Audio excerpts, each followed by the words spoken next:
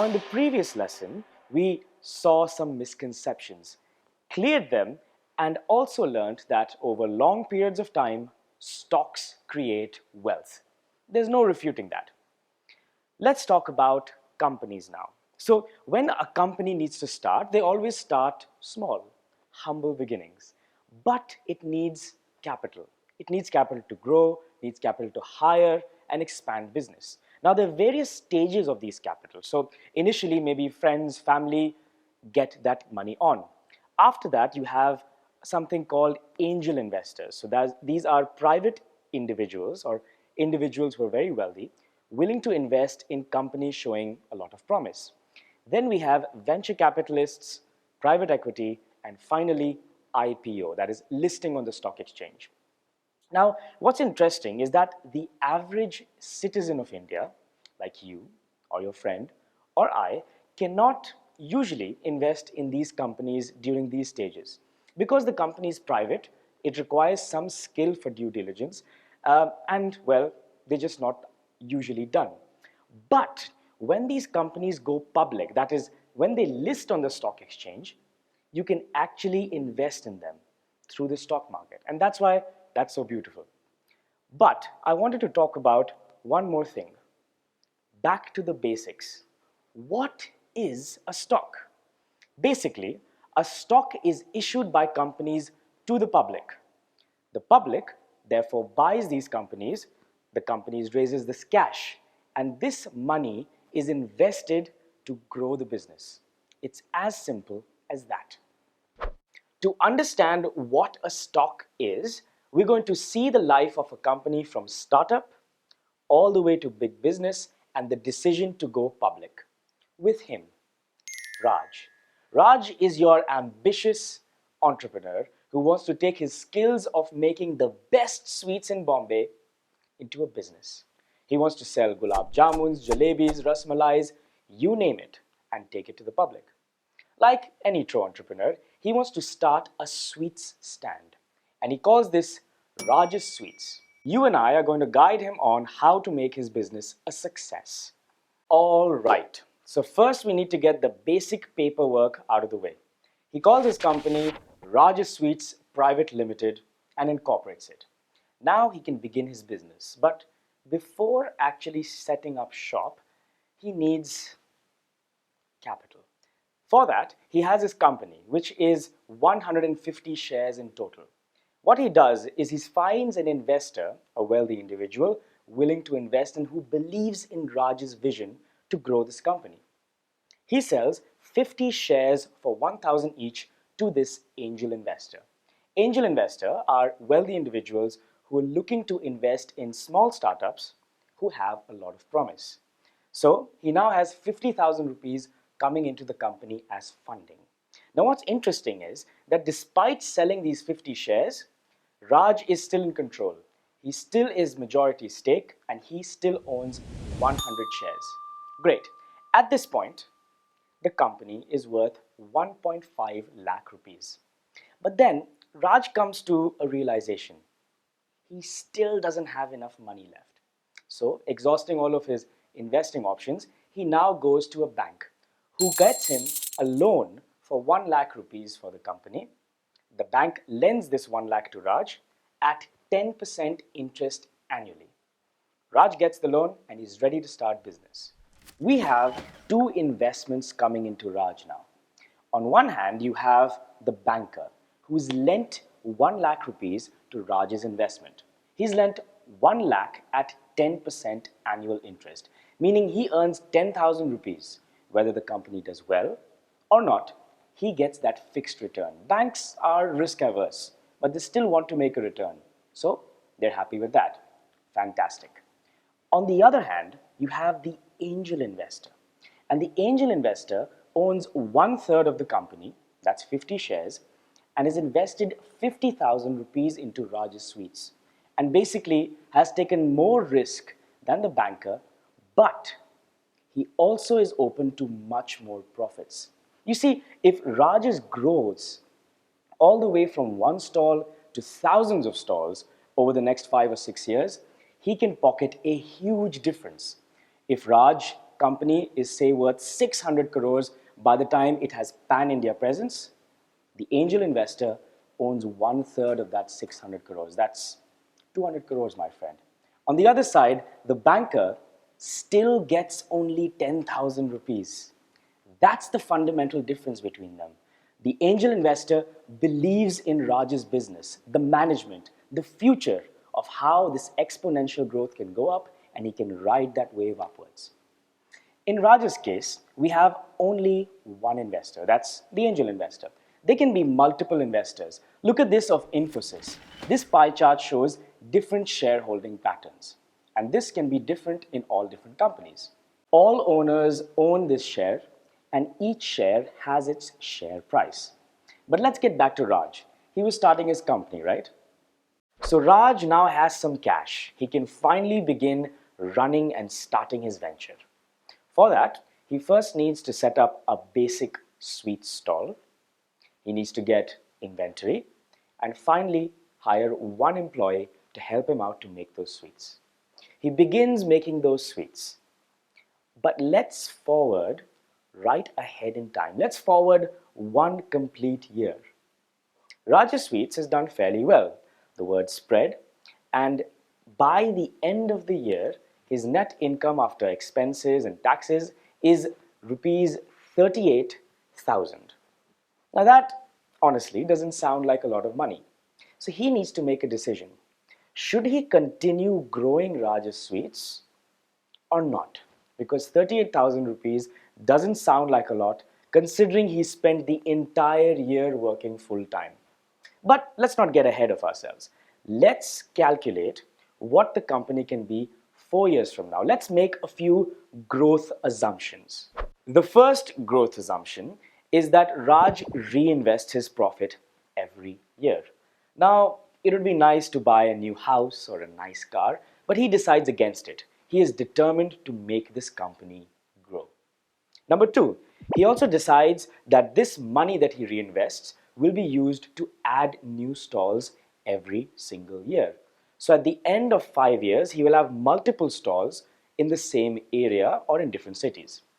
Number three, he also decides that as the years go by, he can charge more per sweet as the word spreads of his good sweets. And it's also safe to assume that at this point he'll be able to sell more sweets as the branding takes place. And finally, the last assumption is that inventory costs and employee costs remain stagnant. Now, what's interesting is, what does the company do 5 years into the future? Raj has done extremely well, and the net income after all taxes has now grown to 10 lakh rupees. The company is now worth 7 times more than what it used to be. The per share value has gone up from 1,000 rupees to 7,000. Now we're going to introduce a concept that you've probably heard of: value investing. So, how valuable is Raj's company right now? It started off with 1.5 lakh rupees as the value of the company, and each share was valued at 1,000. Today, the price of the share has gone up to 7,000 according to the balance sheet. And you can see that every year it was growing. This is definitely a growth company. Now, stalwart investor Warren Buffett uses something called value investing, and he asks a few questions. I think before understanding a method, you need to understand what perspective that investor is talking about. Where is he coming from? What is his objective? So let's try to get into the mind of a value investor. And instead of looking at a balance sheet, let's ask questions. What kind of questions does a value investor ask before he decides to invest in a company? One, what is the competition like? If Raj is doing so well, he could have competition right next door and begin a price war. If that happens, how will Raj's company behave in that point? Will sales go down? Will he be able to retain his customers? Ask yourself that question. Two, is this a growth company? Is it growing every single year? By this balance sheet, you can tell that yes, Raj's company is growing every single year. Fantastic. Next, What is unique about Raj's Sweets? Now, companies like Coca-Cola, for example, have such a strong brand that any new cola company coming in, mighty difficult to displace Coca-Cola. Does Raj have something unique? Also, are there any barriers to entry? Is it very easy to open a sweet shop? Companies like telecom companies, Idea or Bharti Airtel, have a barrier to entry called licenses. You can't just start a telecom company. You need a license from the government, which is extremely difficult to get. What is the barrier to entry for making sweets? Next, and this is overlooked a lot, and it's called debt. How much debt does a company have? This means how much does the company owe money to someone else? Sometimes during good periods when the economy is growing and a lot of business is coming in, companies tend to take a lot of loans. And what happens is that you need to repay these loans. These not free. Every time you repay the loan, it is an expenditure from the balance sheet. Now the question is, in times of prosperity this is fine, but when the economy contracts, will the business be able to pay back those loans? This can cause havoc in even the best companies. Is the company in a lot of debt? Ask yourself that. Raj certainly isn't at this point. And last, discount. Now, this is peculiar to the stock market. We know that Raj's company is valued at 7,000 rupees per share. So far, so good. But the stock market, because of sentiments or herd mentality, sometimes stocks can trade below book value. These are called value buys. What would you do in such a situation? Ask these questions and you'll understand what goes in the mindset of a value investor. I'll say it again. Raj's Sweets has grown and grown exponentially. In these 5 years, we've grown from 1,000 rupees per share from day one to over 7,000 rupees a share. That's a sevenfold increase. Now, who do you think got the better deal? Our lender friend from the bank, who's still earning a mere 10% a year on that 1 lakh, 10,000 a year. Nice, fixed return, but compare it to the equity investor. His investment has now grown sevenfold or 7 times of his initial investment, right from 50,000 rupees to 3.5 lakhs. Amazing. So why is the equity investor allowed to earn more than the lender? At the end of the day, it comes down to risk and reward.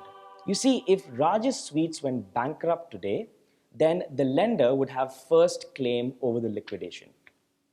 And the equity investor, on the other hand, took a higher risk. And in return, if the business does well, he can reap proportional returns. Makes sense, right? So as we can see, Raj's company has grown from almost nothing to a high valued growth company. It's grown pretty well and will continue to grow.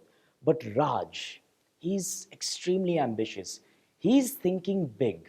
In fact, he's thinking massive. He doesn't want a few stores here and there.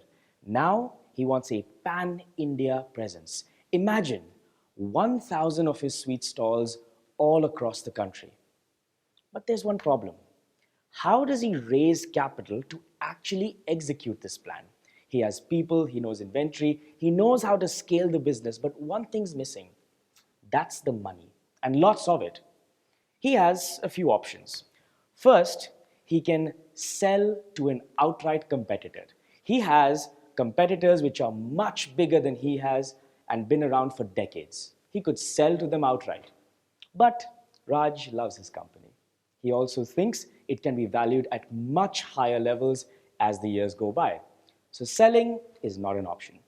Number two, he has the option of selling a part of his company to another investor. Now, that makes sense. He has 100 shares. He could sell 20 to an outside investor and get him on board. But the third option is probably the biggest, and it also gives him a lot of other opportunities. That is listing on the stock exchange. By doing this, 100 shares that he owns, he can actually give a small portion of it, say 20 shares, and release it out into the public, people from all over India, even the world, can invest in Raj's company, and probably he could get much higher valuations. So that's it. That's how a small company from a startup grows and then decides or has the option to go public. In the next lesson, we're going to learn about the role of a stock exchange. How do they function and what are they? Also, what are the Sensex and Nifty exactly? We'll answer all of that and more. I'll see you in the next lesson.